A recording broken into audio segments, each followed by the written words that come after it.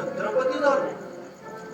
आमच्या राज्याभिषेकाची वार्ता करणं आणि दिल्लीपती औरंगजेबाला कळता त्याच्या तळ पायाच्या आग मस्तकाला भिडवली.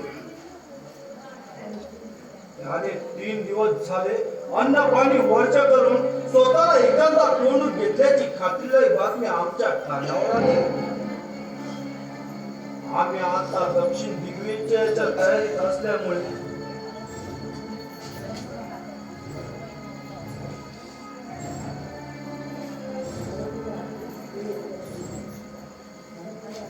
अडकलेल्या आगीत तेल उतरल्याप्रमाणे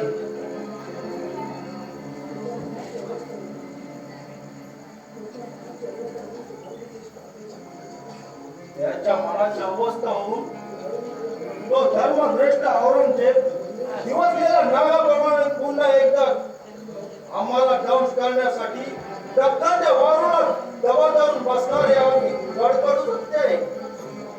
पण जोवर आमच्या श्रीचा वरद असतो पाठीशी साहेबांची पुण्याई आणि मावळ मराठ्यांचा पाठिंबा आहे तोवर आम्ही कधी काळाला भीक न घालता स्वराज्याचा भगवा झेंडा आज